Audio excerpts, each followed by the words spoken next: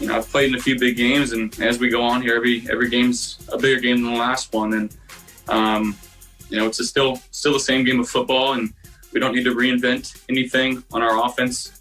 We just got to go up there and try to execute a game plan and try to be the best versions of ourselves we can be.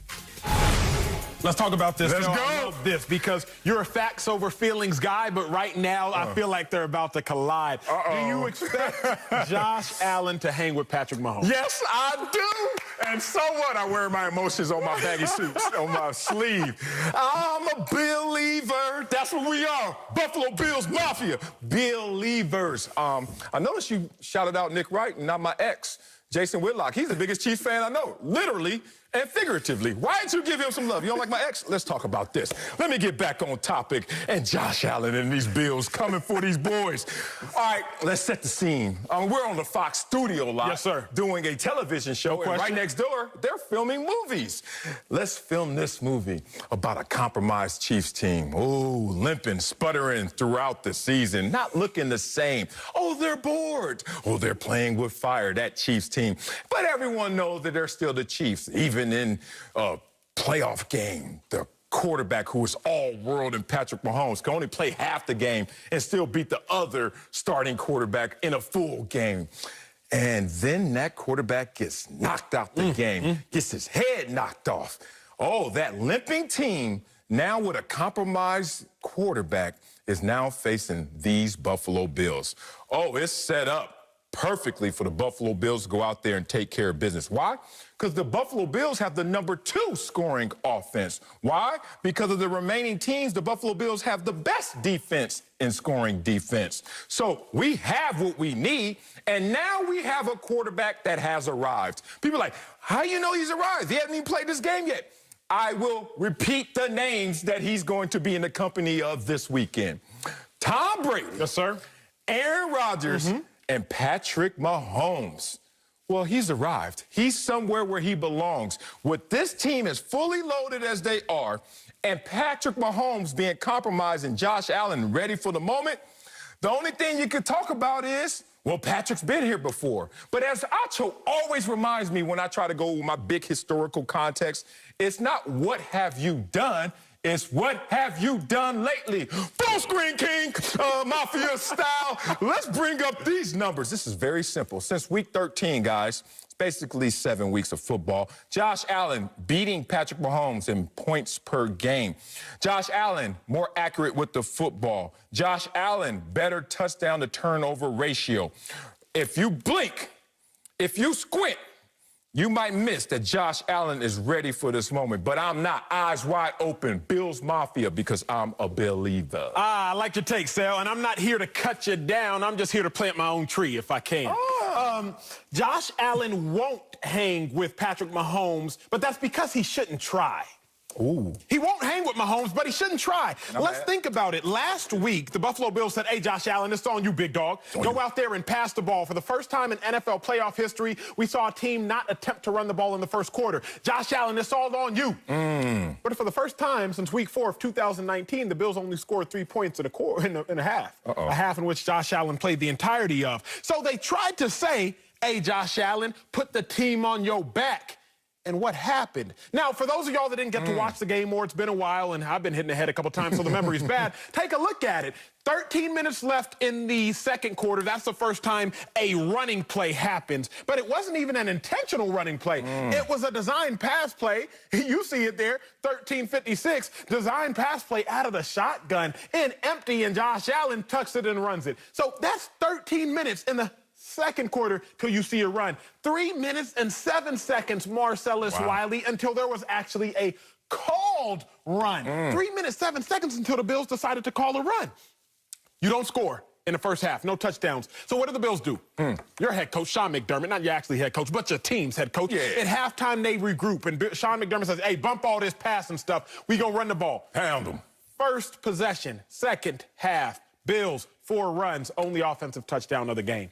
When they tried to put it all on Josh Allen in the playoffs, light him up, light him up, light him up, light him up, you ain't get no touchdowns. But then they said, you know what, we tripping. That's on us. Hey, that's on us, big dog. We gonna go out there and run the ball. All of a sudden, you got your touchdown. The last thing I'm gonna do to end my lap is this. Nobody should try to compete with Patrick Mahomes because nobody can. The greatest of all time, Week 11, we saw the Chiefs play the Buccaneers. Hey, Tom Brady, you the GOAT. Go compete with Patrick Mahomes, why don't you? Tom Brady threw the ball 41 times. He had 3 touchdowns, congratulations. He also had 2 interceptions. The last time the Buccaneers and Tom Brady had the ball with an ability to take the lead in that game, 7 minutes left in the first quarter, Marcellus. So if Tom Brady and the Buccaneers and that prolific offense can't compete with Patrick Mahomes passing the ball, Josh Allen, please don't even try to. Well, let's bring in another opinion. That's NFL analyst Bucky Brooks, my guy. His glasses are actually real. So, Bucky, you expect Josh Allen to hang with Patrick Mahomes?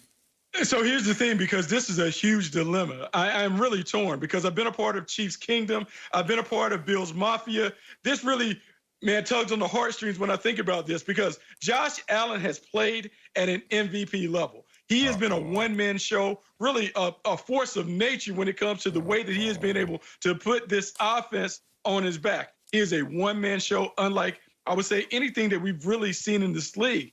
And what the Bills do is they put it all on him, and he has been absolutely outstanding. When you think about this team winning 8 straight games, the fact that they are scoring 35.5 points and being able to get it done, you would like to think that you can jump in the ring with the Chiefs and go toe-to-toe. But if they do that, they're going to go out on a shield.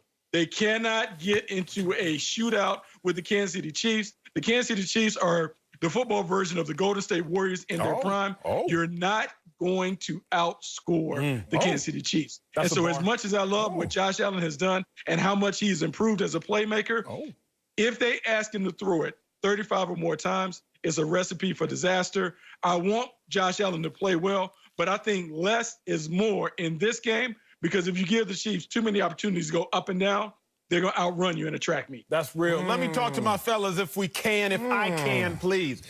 Bucky, Marcellus, I'm telling on myself. Because, and I'm probably telling on all of us, sometimes you go through life and you just use phrases that you hear. And you don't really know the meaning or the origin. For the first time, I'm going to tell on myself, I rode horses like a month ago. I had to get outside in L.A. I went out somewhere and rode some horses. And the horse instructor, as we got back to the base, she was like, yeah, just hold your horses right there. And I was like, hold your horses. See, all the time I use the phrase, don't fight fire with fire. Okay, but what's that really mean? Like, I don't really like playing with fire. But then you look up, wait, don't fight fire with fire. It simply means don't respond to an attacker by using the same method as the attacker. Don't try to fight the Chiefs by using the same method that the Chiefs will kill you with. Sal, you mentioned Floyd Mayweather. I don't know if y'all are cool, but y'all have conversations. That's my dog. That's your dog. That's my dog. What I know is this. You don't try to beat Floyd by a decision. If you gonna beat Floyd, you better knock Floyd out because Floyd is the best at not getting touched. Floyd is the best at bruising you up. He probably ain't gonna knock you out, but he gonna win in decision because he will punch you more times than you punch him. Don't try to beat Floyd Mayweather at the same manner in which he will beat you. So, I know this about the Chiefs. 8 out of 9 Patrick Mahomes losses. He's lost 9 times in his career. 8 of the times, the opposing team has averaged 166 yards rushing. How do you beat Patrick Mahomes? You do not beat Patrick Mahomes by trying to out Patrick Mahomes. You beat Patrick Mahomes and the